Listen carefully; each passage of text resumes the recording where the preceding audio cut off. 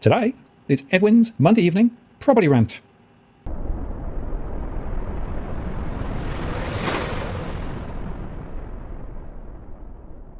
Hello again, it's Martin North from Digital Finance Analytics. Welcome to this post covering finance and property news. It's Monday evening again. Edwin's back. And Edwin, this is a doozy of a show.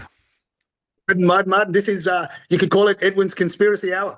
It's going to be, look, but then again, Martin, you and I have been breaking news for a number of years now, property news and being ahead of the curve. So my call for tonight is, a future story of in 2028, one nation wins the election. Now brace yourselves for a property crash like no other. And it's really a summary of what we've said. You can't leave immigration and construction out of the equation to solve the property crisis, the rental or the affordability crisis. So what are your thoughts, Martin? I mean, let's let it rip.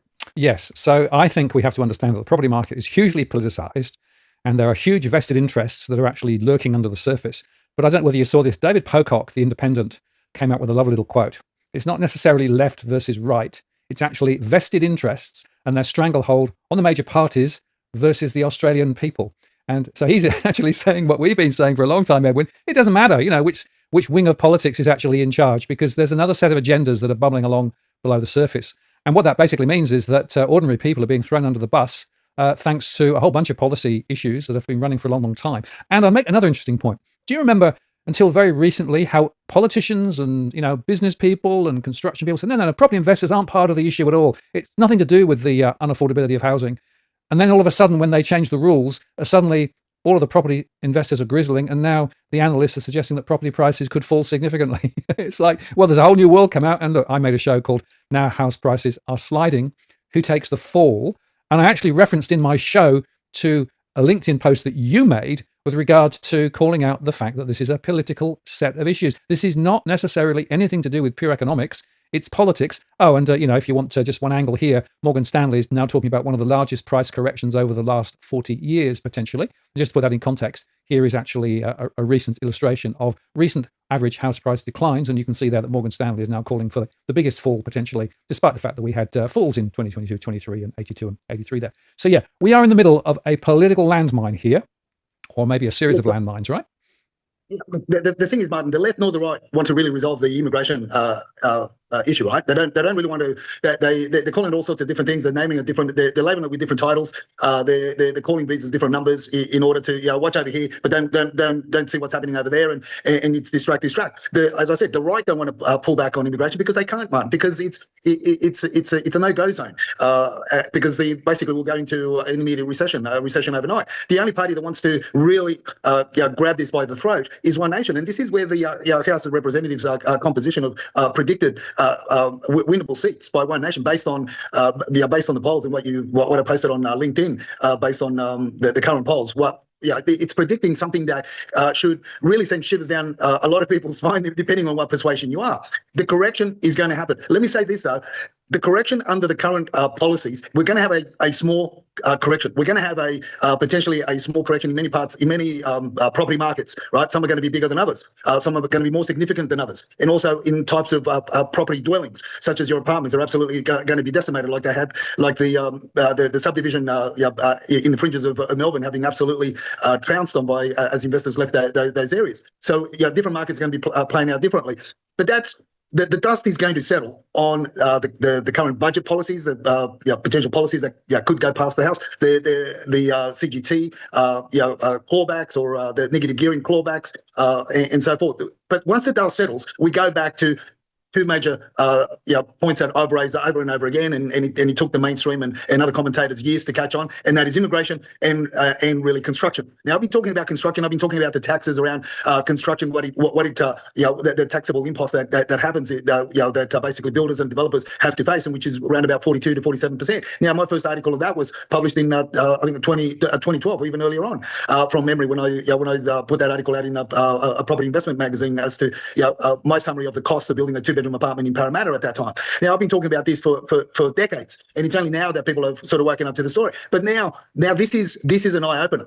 The potential crash that everybody wants with the current CGT and the negative gearing pullbacks, it's not going to happen But it's not going to happen under these two, the libs or the labs. I can tell you, it's not going to happen. We may have a correction, as I said, but not in all cases, not in all markets, or in all cities, right? But when you start factoring in an inclusion of immigration policy and dealing with the high taxes and the red tape the builders and developers face, when you start throwing that into the equation and dealing with this, it's a different ballgame, Martin. This is when it's going to happen. 2028 is my call. When, as I said, when One Nation wins the presence, as a greater presence than the Libs. I'm not sure whether they'll win over the Labor Party, but with a greater presence there, and we start dealing with immigration. This is it. That is when we start going downhill in terms of property prices. And as I put on the post, it's going to be 10%, 15%, 20%. You're out. Absolutely. Well, we have said, and we've consistently said, that the immigration momentum that supported property prices is underrepresented in terms of people's understanding of how the markets work. And of course, the costs of construction, which continue to rise, means it's very hard to build anything at any price point that's affordable at the moment. Now, those are the two critical things that people just don't want to talk about because, it's not politically correct to talk about them. But remember that Chalmers actually increased the expectation for migration by about 30 to 35,000 over the next 12 months from what it was coming to be previously. And they've consistently done that. They've consistently continued to pump high migration. And when you actually start looking at One Nation and what they're saying, it gets a little bit, a little bit prickly in places. This, of course, is quite interesting, right? I don't think foreigners should own Australian homes or agricultural land. I wouldn't just ban new purchases. I give every foreign owner 2 years to sell to an Australian or get repossessed. Now, I don't know what you think about that, but that's a bit of an extreme position, and it suggests a different approach when it comes to the migration question. It's really hitting the nail on the head, and it's really taken it to look. In my view, the question is going to be moving forward from here on out from that statement, and this podcast is going to be, will Pauline survive and get to see 2028? Because this is dangerous ground. Because as you said earlier on in the introduction to the show, there are very wealthy, very high interested parties that pull on the left and pull on the right in order to keep stake the market and keep it going, and that is by way of immigration, by way of stifling construction and costs and red tape and everything else. I mean, it just goes on and on and on. But when you start putting this into the equation, which I'm surprised that not a lot of people have really picked it up since you and I've been talking about it. But I hope that it starts opening up some eyes and some ears, and let the people hear what we have to say. But this, as I said, Martin, people have got, the unfortunate thing is that a lot of people have got short memories, and we're gonna live through, as I said, we're gonna live through these quieter times, low auction clearance rates and all this finance and all this hype about the budget and what it's doing to investors, the reduced investment loans, the reduced LVRs by the banks, and so forth. We're going to hear all those stories, but the dust is going to settle, and we get to that definitive point, and that is immigration under this current or the opposition going to slow down? No. Is construction going to get any better or cheaper, or bills are they going to double, triple, quadruple? No, they're not. The budget itself is saying that the rents are going to go up, albeit they're saying it's going to be $2.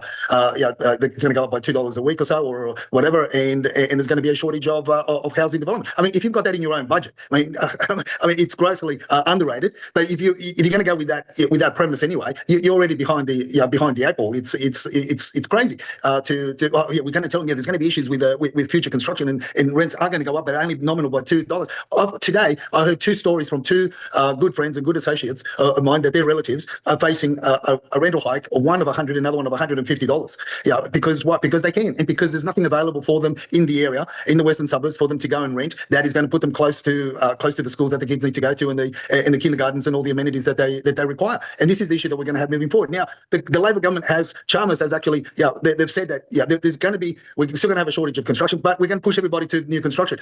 These other stories about investors moving to new developments like Triggerbox being spruiking on the AFR and other publications saying, and we're already fielding calls of investors wanting to migrate to new developments, new high-rise. That's bullshit. I'm calling bullshit.